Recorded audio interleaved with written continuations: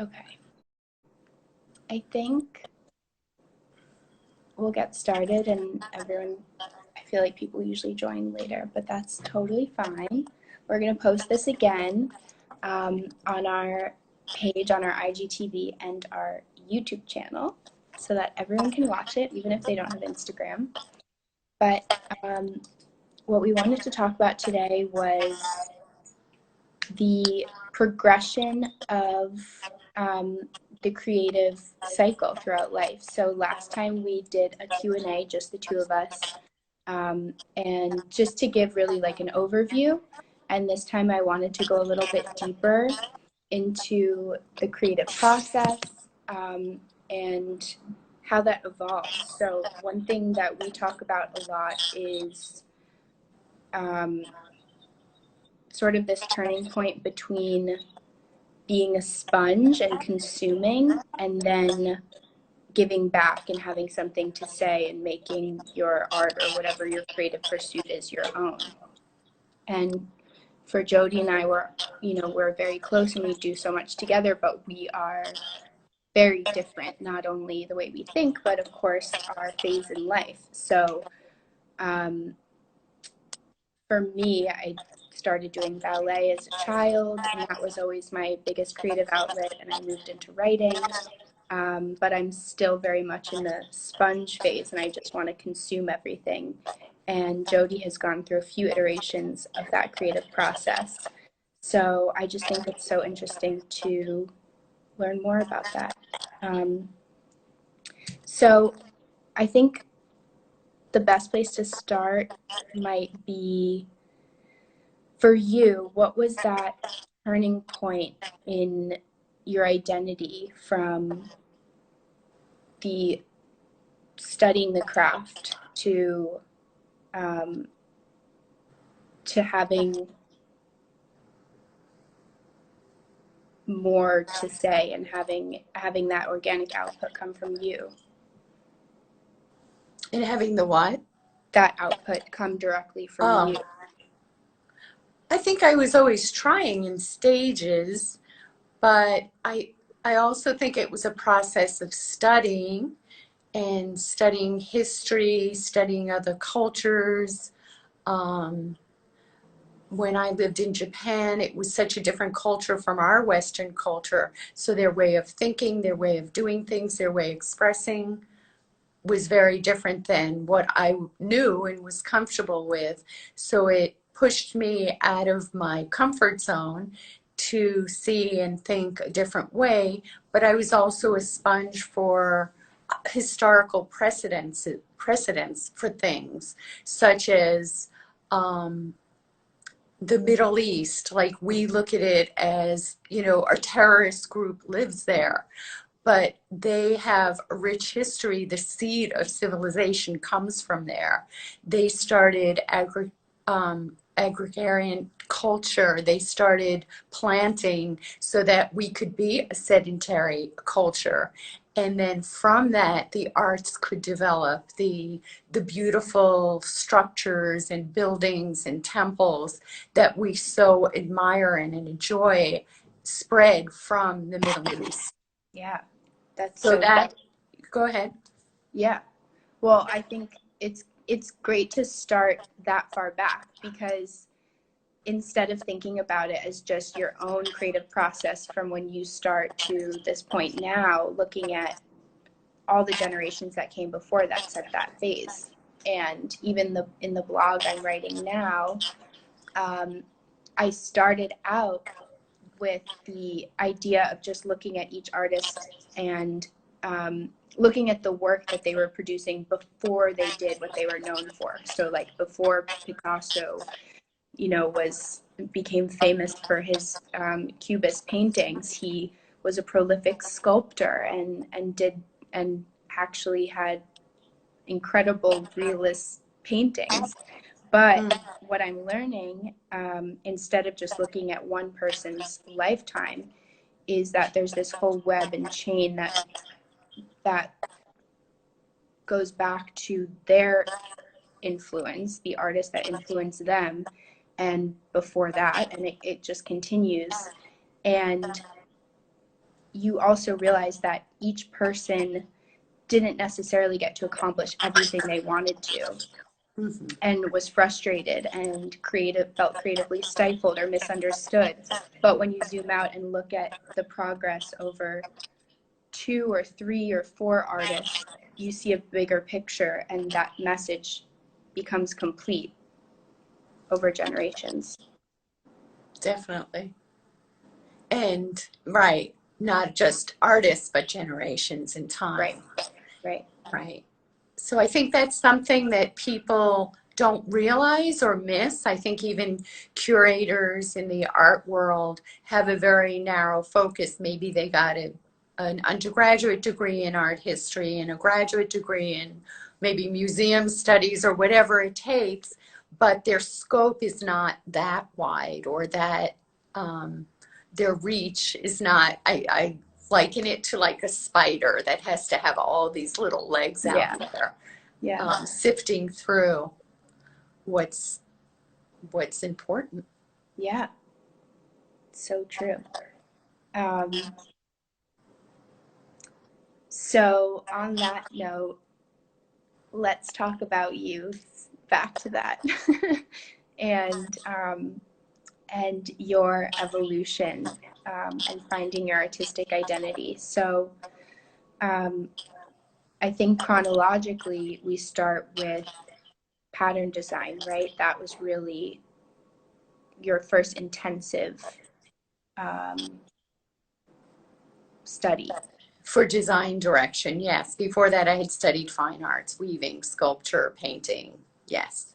And then it narrowed into more of a utilitarian, because I was living in Japan and studying with a national living treasure at the time who had been part of a stencil dyeing movement where you grind your own pigments, you cut your own stencils out of paper, you make your own resist, and then you put it either on cloth or Japanese handmade paper to then make a design and embellish it with the colors that you've actually made. So a couple of examples of those is, I thought I'd just show you this. I also studied sewing in Japan because I wanted to then make clothing from it. So this is one very basic design, and I wanted to use designs that spoke to me, that weren't so much about the Japanese aesthetic. So it's just a brown and black jacket, but with that you can make other colors of designs from it. You can make a 3-color design, another 2-color. You can then move the colors in a way so that it breaks up the monotony of the pattern. So these are many colors that I used around the resist, and the resist would block the colors from bleeding into each other. But then I would also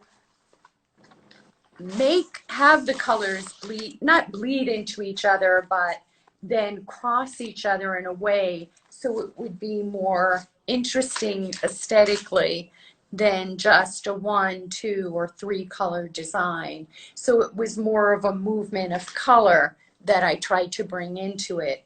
And I do have a piece I can show you. Japanese. This was made in Okinawa, and it's called bingata. And so you can see how they move the brush strokes on top of each other to kind of layer the look of the colors, than it just being a 1-color area. Yeah. And so when you were creating that with those different colors, like really getting into it, how do you, I mean, of course you've studied color theory at that point, that like your placement of color and selection, but how do you know when it's done, when it's not too much or not too little? Because that's another part of the process that takes, it's like indescribable, right?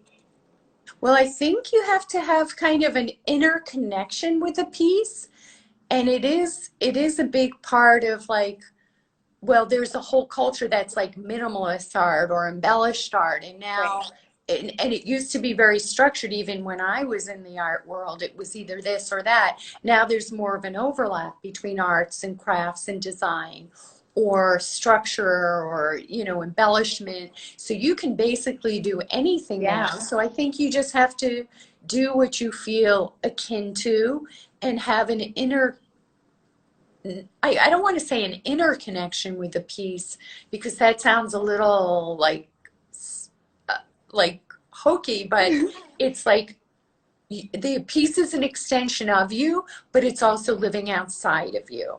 So you have to kind of play with that um, semblance of it. Right. And then you kind of just know when enough is enough. Or you can, sometimes I leave a piece and then I'm doing something else. Like you even told me last week, oh, just leave it alone. Yeah. And then it'll come to you. And then I had solutions when I wasn't looking at it, that said, oh, you can do this and you can do that. Because now with my pieces, I'm more into creating like sculpture again, with more artistic pieces, but they're still utilitarian, whether they're lights or they're pieces of jewelry, but it's not like jewelry that you would necessarily see, um, you know, in a jewelry store that's selling stones, you know, or settings with diamonds in it or whatever. Right. So it's much more free. I like the when you talked about the tip about leaving it. It's so funny because even when I learned that from studying computer science, because that most people wouldn't necessarily think of as a creative craft, but it really is, because you're taking many different components and functions and putting them together to make something, again, bigger than the sum of its parts. And you get so intensely focused on each little piece, and the only way to gain perspective and know and guide yourself is to step away and stand back from it. take a look at it from far away. Right. And I have to say, my confirmation would be when you can even mention it if you want to, when we were walking down the steps to the subway in Tribeca, and this woman was walking up and she said, oh my God, I love your necklace. And I was like, oh, thank you. Like she even noticed it. And then I said, oh, and even more so because I made it. And she just said, well, you know, keep going with it. And to me, it was like such a confirmation of like the right path. Yeah, being on the right track. Yeah, that's and I think because you start to notice that who you're attracting and who your audience is, and I'm just if you can feel an affinity for those people or enjoy the people that are enjoying your work, that built into the cycle. And we are noticing that it's a lot. I get people that come up to me all the time too and compliment like the earrings I wear of yours or whatever. And it's always people that are much more eccentric and kind of like chill and free and just like way more open. And really whereas some other people, you could tell they're kind of uptight, and maybe they even own a gallery or they're in the gallery world, and they go, oh yeah, it looks like you made it.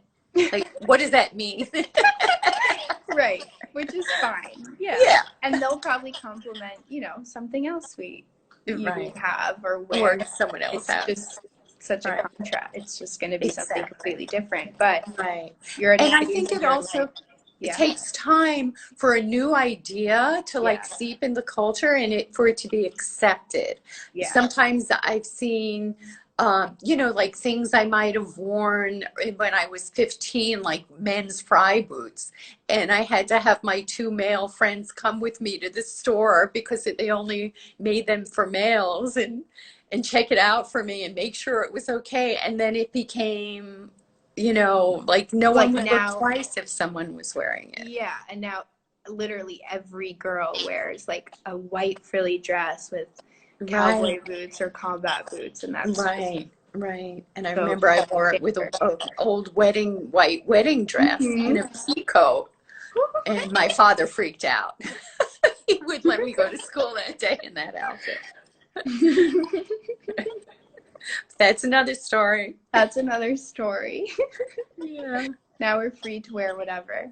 Yes. So, and I think that's a really comforting thing to see, that you are of a generation where you can so cross over into different worlds, Yeah. maybe because of the internet and the sophistication it brings of people knowing about worlds and cultures that they wouldn't have known about before, and also being exposed to more internationally through, easy flying and, Yeah.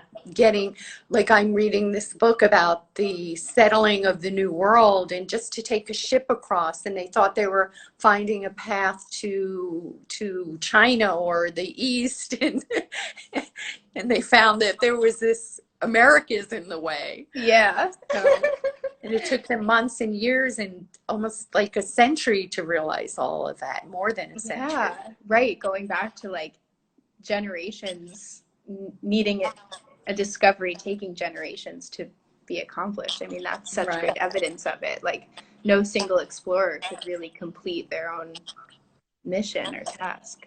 Right. Right. Right. And now And everything yeah. seems so speeded up. And Yeah. that's a good thing, in that you can move in different directions and understand things. But I think everyone has to take the time to, and not just be fed by the media, whether it's an art show or a news piece, but to realize the intricacies and the interlapping of even different countries, focusing on different things that make a decision one way or another. Right.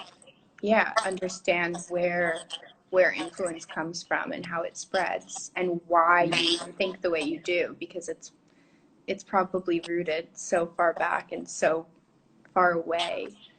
Right, right, But I think that's a good point too when we talk about just going back to that sponge or consumption phase.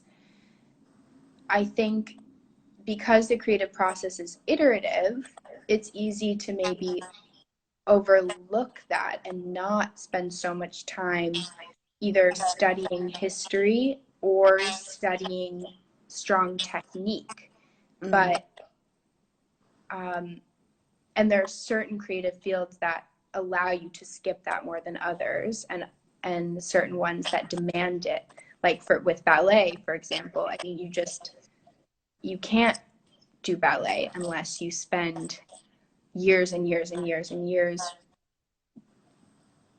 performing physically grueling exercise, right, and all of that is necessary. All of that hard work is necessary to make something that actually looks super effortless. right, exactly. And without it, your performance, which was always my favorite part, will look sloppy and labored and tedious. Right, and then And to so I take it wonder to if that next level. yeah, and I think that applies to art. Maybe it's not so obvious when you see it, but you can tell the difference between someone who's just throwing something out there and someone maybe like a Jackson Pollock who was so skilled and then threw everything out there afterwards. Right, or Picasso. Right. Right, right. It's interesting. So you're in the free phase now. I want to talk a little bit more about some of your work. So I think one thing that's fun when going back to rugs Yes. is when you transitioned into creating a children's line, because this was the epitome of playful, not only with the colors and the pattern, we'll show some samples, but Also because you were actually trying to create shapes and patterns that would inspire children to play and be stimulated mentally. Right. Those were the ones that we donated to the Brooklyn Public Library, but we have samples. We got to see the kids playing on them. We actually heard about this through Pioneer Works, an organization that we love in New York City, worth checking out. And they were giving it was one of the executives for the New York Public Library system, right, talking about how they set up these safe haven rooms where children could come and sit on a carpet or a soft surface and be able to video chat with family members that were incarcerated. And this was maybe the one place that they could come to do that. And they might not have had the internet at home or the advantage of being able to reach out to that parent, that significant parent, on their own. So the library made it a forum for them, and that interested me then to donate the rugs for the children to be able to live for a period of time in that kind of environment. Yeah, and it was so cute to watch them zoom around. Right. I'm going to show some of the samples I have. Okay. Because, these are really cool. This is a little piece of the bear. This is a cute one. This was a collaboration that you did. And the full rug is actually the progression of a chick hatching. And this was the collaboration with Brandon, another friend, and a jazz musician. And you actually took this because he started sending these emails, right, with these different... Yes, like a happy birthday, happy Thanksgiving, and playing with the letters and the colors. And I thought, oh, that's just so wonderful.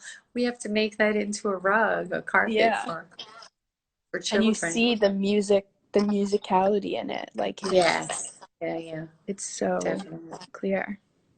Right. Yeah, so cool.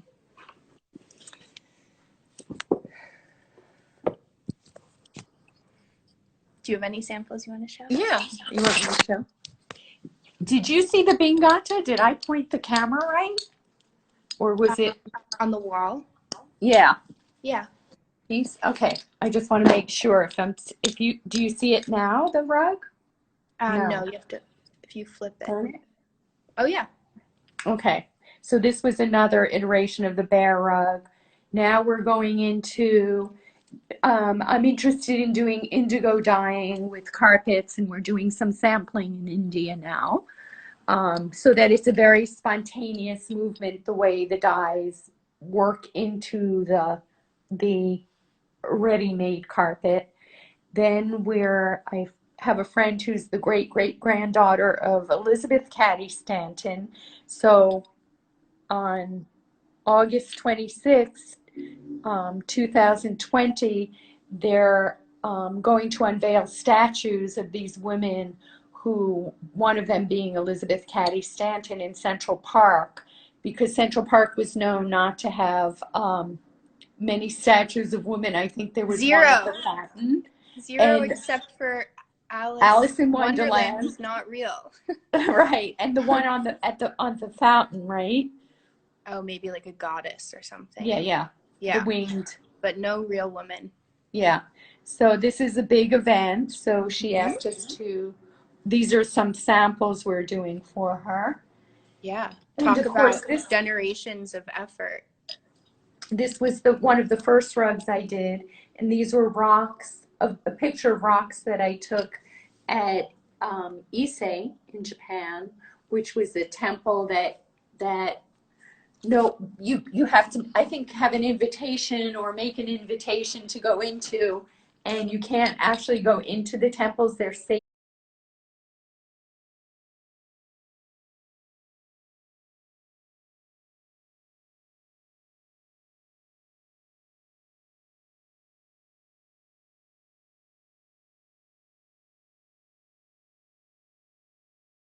Has to be, again, sacred, and then they're knocked down every so many years and rebuilt. And then these are just other projects I'm working on. Someone gave me a lace skirt that I'm kind of cutting up and incorporating into something having to do with jewelry, remaking a lantern. So it's all very, I'm not miserable being alone. You have a lot to work on. Yeah. Okay, Go there's ahead. one last thing I want to talk about, Okay. which is we've kind of talking around it, but there's a point at which art can be really selfish and indulgent, and then there's a point at which it can help other people. Right. So, what are your thoughts? Well, I think if your scope is necessarily narrow, then it is more indulgent because you're not bringing a bigger picture into it. And now it seems like the vocabulary of art is that there's always this embellished story, but I also wonder how truthful it is, or it's just a story that sounds good because you're supposed to have a story. But I think there has to be, again, a connection with the inner self or the universe, and bringing that into the piece to make it feel more than just about a person, but about a universe. Yeah. And that inner truth or inner intuition just takes practice, its own practice. I think, like you said, now you do it through writing. I mean, Right. people do it, but you can also be creative if you're a lawyer, if you're an accountant. I think any profession, to take it that next step, needs that creative impetus, or else you're just a machine doing it. Right. And yes, you have to have thoughts about what the precedent of the law is, but then you have to bring that precedent into the now to say why your point is being made to that this is not right or that is not right. Right. And again, yeah, it's that effort in studying and knowing something inside it out and then making it your own, which is just, yeah, Right. I feel like that whole Right. practice is applicable to Anything, any field. cooking, anything. Yeah. I mean, walking, even just like walking or simple movements, or they say like just making a sound takes like 15, 16 muscles in your mouth to form it. So Yeah. there's so much that we're doing that we either unconsciously don't know about, or consciously and somewhat consciously know about. So Right. it's just resourcing or sourcing all that and realizing what a magical place we live in. That's a good note to end on, I think. Yes. And on that note. On that note, back to our magical rainy New York. Thank you. Thank you. Thanks everyone for joining. Bye. Bye.